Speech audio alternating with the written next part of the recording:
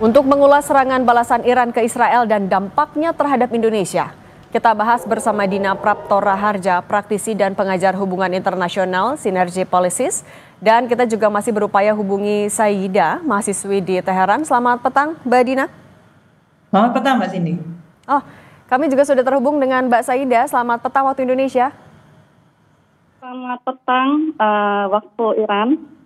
Oke, Mbak Saida, saya mau minta diceritakan dulu ketika Jumat pagi serangan dari Israel ke Iran. Anda posisi ada di mana? Saya posisi ada di asrama kampus di Teheran, di dekat Haram Imam Khomeini. Jaraknya dari target sasaran seberapa jauh atau justru dekat? Sekitar 40 menit atau 50 menit jarak dari sana. Bagaimana situasi di sana ketika terjadi serangan? Situasi di sana masih tetap sih tetap berkuliah biasa karena mungkin hari-hari libur, karena kan Iran hari Kamis dan Jumat itu libur, kemudian juga Sabtu ada Idul Fitri, jadi masih melakukan aktivitas biasa. Gitu. Cuman masyarakat juga saya lihat juga masih tetap normal. Semuanya juga masih tetap normal. Seperti itu sih yang saya lihat di lapangan. Apa yang diberitakan media lokal pada hari Jumat pagi itu, Mbak Saida? Media lokal tetap mereka ada info sekitar 83 sudah meninggal, 20 diantaranya itu adalah pasukan tentara ya. Kemudian ada jenderal juga yang meninggal, sekitar 4 orang. Kemudian 50-nya itu ada warga sipil dan 300 lainnya itu luka-luka, sekitar kurang lebih dari 300 itu.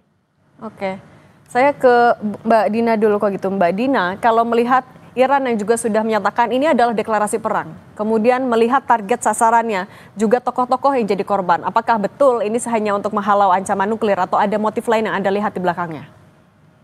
Ada motif lain di belakangnya, setidaknya ada 3 motif ya.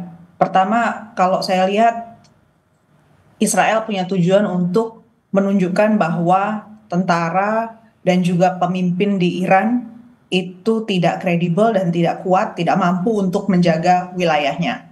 Itu satu. Karena drone yang alasannya kan drone ya, drone penyerangnya itu sebenarnya sudah ada di dalam Iran. Berarti kan fungsi sensor, fungsi deteksi itu kalah dengan intelijennya Israel, berarti ya bisa menyusup masuk ke dalam Iran. Kemudian bisa jadi kaitannya itu dengan upaya Israel untuk melakukan perubahan rejim di Iran. Jadi ini yang akhirnya muncul kembali, apalagi Netanyahu juga melakukan statement, yang memberikan statement yang ditujukan kepada masyarakat Iran. Lalu motif yang kedua, ini pada saat yang sama sebenarnya kan sedang berlangsung negosiasi antara Donald Trump dengan pihak Iran ya. Dan walaupun pihak Amerika Serikat bilang bahwa serangan ini tanpa konsultasi dengan pihak Amerika Serikat dan tidak didukung Amerika Serikat, saya justru lebih yakin kalau melihat dari statement Donald Trump gitu ya, bahwa sebenarnya ini Amerika Serikat diuntungkan dari attack ini. Jadi kalau Amerika Serikat bilang bahwa dengan attack ini menunjukkan udahlah, daripada situasi lebih buruk, kamu akan kehilangan lebih banyak, Iran lebih baik nurut saja sama Amerika sekarang. Jadi motif yang kedua itu adalah itu. Motif yang ketiga saya lihat dalam negeri Israel, karena nanti di bulan Oktober 2026 mereka akan ada pemilu. Dan suasana Timur Tengah yang stabil tidak menguntungkan untuk Israel. Apalagi kita sudah saksikan tekanan-tekanan dari negara-negara Eropa itu sudah mulai bermunculan ya terkait Gaza. Jadi ini salah satu cara dari pihak Israel untuk menaikkan lagi daya tawarnya di dalam negeri supaya populer lagi. Netanyahu menunjukkan bahwa ada satu musuh besar di luar sana yang harus ditangani bersama-sama.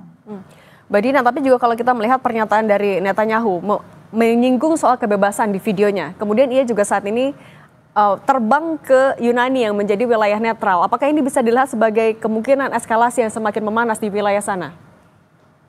Bisa jadi, walaupun saya melihat bahwa negara-negara tetangga kemungkinan besar akan berusaha ya supaya tidak terjadi spill yang terlalu luas ke kawasan lain.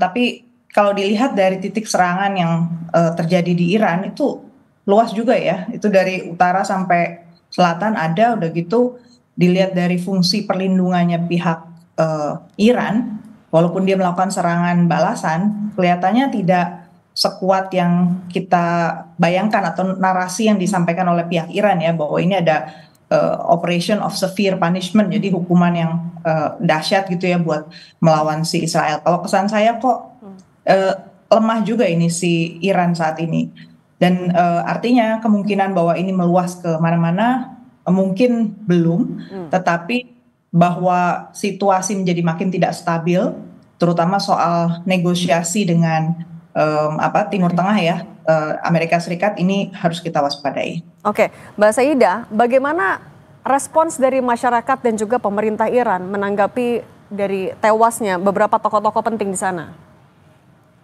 Kalau respon Iran sendiri memang tetap, Rahbar sendiri mengatakan kami harus mengirimkan serangan balasan, seperti itu. Jadi memang semalam juga ada serangan balasan dari Iran sendiri, kemudian itu banyak ya yang kami lihat, saya pribadi dan teman-teman yang juga melihat itu drone-drone juga sih, dan dentuman sih, karena pada saat Israel menyerang pun saya pikir petasan, tapi ternyata bukan petasan gitu.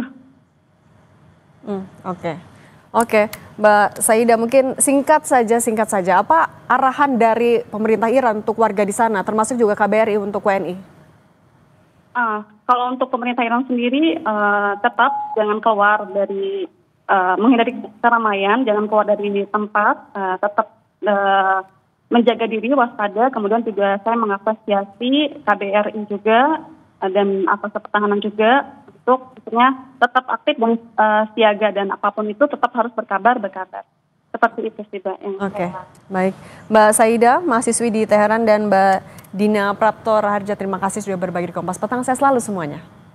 Terima kasih. Kami akan kembali dengan informasi